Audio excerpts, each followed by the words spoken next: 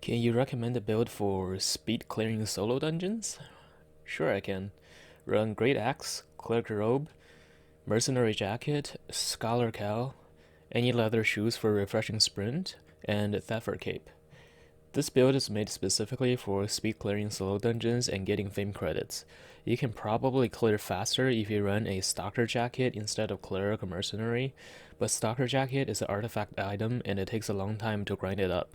If you intend to use artifact leather for your PvP content, for example if you intend to use a Albion jacket for a 5v5 bruiser build, then you could use a Stalker Jacket in this build.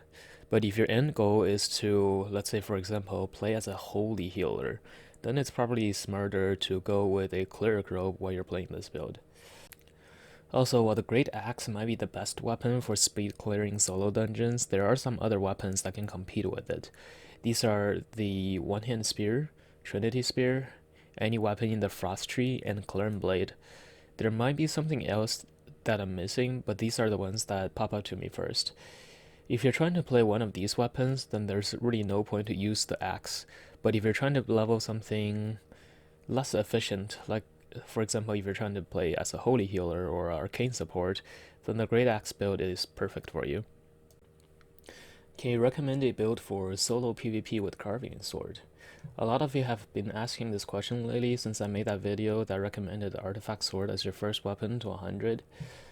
And sure, I can. For solo play, run Guardian Helmet, Cultist Robe, Demon Boots, Undead Cape. If you can't afford the robe, you can also use Assassin Jacket, Cleric Robe, or Mage Robe. Try all of them out and see which one you like. Guardian Helmet and Cultist Robe are frequently associated with my old spear build, but they're pretty standard now for solo PvP with many weapons. A lot of people are running the same armor setup with weapons like bear paws or warbows for solo PvP.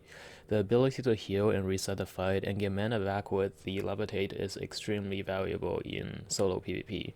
And the demon boots are also popular now for solo players to escape group gankers, as it provides a great burst of speed when you're low health. This works really well together with your undead cape.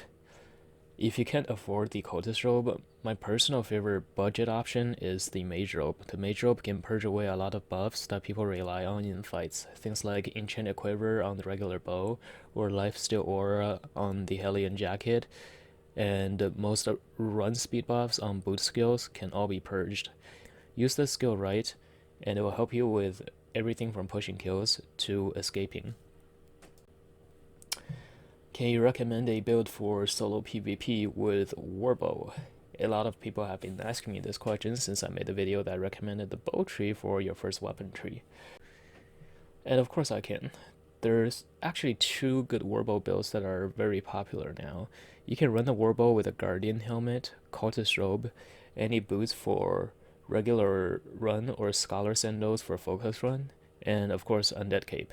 If you can't afford the Cultist Robe, you can also run Cleric Robe or Mage Robe. This is my preferred option to play the warbow. Running Cloth feels good to me because of the damage buff that you get from the chest piece. With high specs, you can kill someone with just a couple of Ray of Light into magic arrow combos. The other popular way to play the warbow is with Mage Cowl and Assassin Jacket.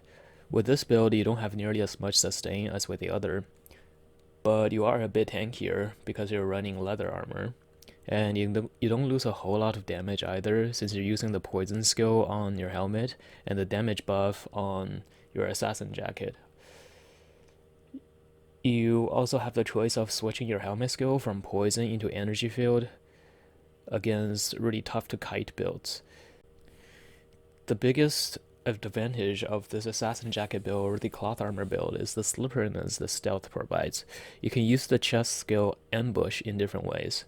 In fights that you're sure you can win, you can use the skill aggressively by going into stealth after your W and E combo. This way, you'll build a damage buff while you're in stealth, and by the end of your stealth, you'll be ready for another WE combo, and this time with a 40% damage buff on the first skill that hits. In fights that you don't think you can win, that you think you have to run away from, you can save your Assassin Jacket for until the Undead Cape pops. When your undead cape pops, run away while you're in stealth from the undead cape, and just before the cape's stealth ends, you can activate stealth from your chest piece to change the two of them together. This will give you long enough of a stealth to walk away from most situations so you could mount up and escape.